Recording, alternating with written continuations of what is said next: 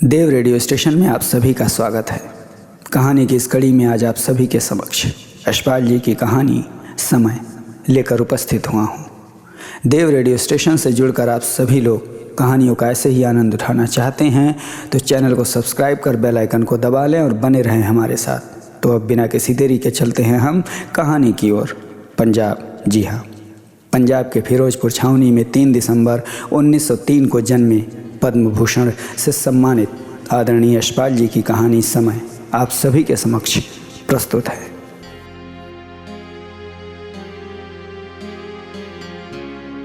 पापा जी का रिटायर होने का समय ज्यों-ज्यों पास आ रहा था, वे जैसे अपने आप को दिलासा देने की कोशिश करने में लग गए। चलो भाई, हफ्ते में 1 दिन की छुट्टी का जिस बेसब्री से इंतजार रहता था, वैसी छुट्टी अगर दफ्तर से हमेशा के लिए मिल जाए तो फिर इसमें निरुत्साह होने जैसी बात क्या है। एक तो दूसरे के आदेश पालन से छुट्टी और अध्ययन अध्यापन का बढ़िया अवसर, सगे संबंधियों और इष्ट मित्र से मिलने का, समाज में सभी से घुलने मिलने का अवसर ही अवसर, मसलन अवकाश प्राप्त करके अपनी सभी इच्छाओं की पूर्ति करने का बढ़िया मौका मिल जाता है।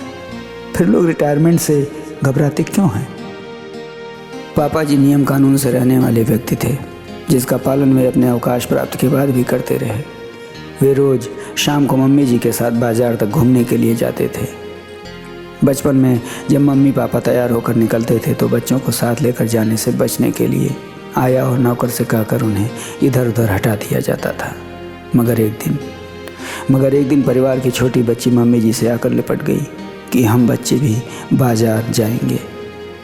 तब से शाम को घूमने जाते समय किसी न किसी बच्चे को और कभी कभी सभी बच्चों को हजरतगंज तक घूमने जाने का मौका मिलने भी लगा और वहां पहुंचकर अपनी मनपसंद आइसक्रीम, चॉकलेट तथा अन्य वस्तुओं की फरमाइश पूरी की जाने लगी। रोचक मोड़ आता है कहानी में, जबकि पापा जी के अवकाश प्राप्ति के बाद उनका घूमने जाने की आदत में बदलाव तो नहीं आया, मगर मम्मी जी के पाँव में दर्द के चलते वे अब पापा जी का साथ नहीं दे पाती हैं। और पापा जी चूँकि अकेले जाना नहीं चाहते, इसलिए घर के किसी न किसी बच्चे को साथ लेकर जाना पड़ता है। मगर अब समय बदल चुका है। वे बच्चे जो पापा जी के साथ हर समय बाजार जाने को तैयार रहते थे, अब साथ जाने से कतराने लगे, क्योंकि एक उम्र विशेष अथवा टीनेज में एक अजीब कश्मकश का दौर चलता है, जिसमें बच्चों को बड़े बुजुर्गों का साथ अटपटा लगने लगता है। फिर ऐसे में यदि पार्क, रेस्तरां और होटल में संगी साथी दिख जाए तो उनका करुणा और बेचारगी भरी मुस्कान को झेलना काफ़ी कठिन हो जाता है। और इसका यह अर्थ कदापि नहीं कि पापा जी अन्य बुजुर्गों के समान कोई उपदेश या ज़माने में खामियां निकालने जैसी बोरिंग बातें करते थे, बल्कि उनका अनुभव और ज्ञान का दायरा अत्यंत व्यापक था, जो युवाओं को भाता ही है। मगर उससे क्या, 20-22 वर्ष के लड़के लड़कियों को निजी आज़ादी भी चाहिए होती है। मगर उस दिन रोज़ की तरह शाम होते होते पिताजी की आवाज़ आने लगी, गंज तक चलने के लिए कोई है। मगर हर कोई जैसे उनकी आवाज़ को अनसुना कर रहा था। वो छोटी बच्ची जो कभी बचपन में मम्मी के साथ लिपट कर घूमने जाने की जिद करती थी, उससे कहने पर दीदी को उसने जवाब दिया, तुम भी क्या दीदी, बोर बुढ़ों के साथ कौन बोर हो।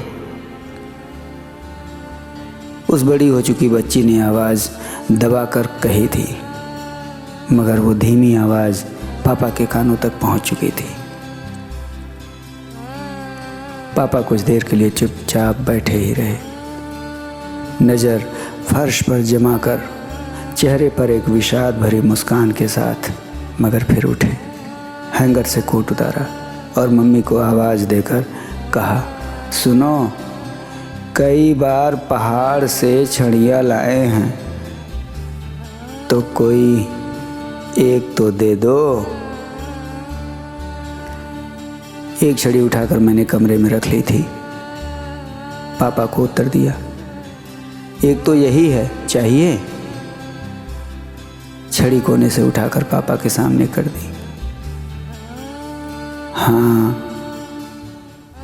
ये तो बहुत अच्छी है, पापा ने छड़ी की मूठ पर हाथ फेरते हुए कहा।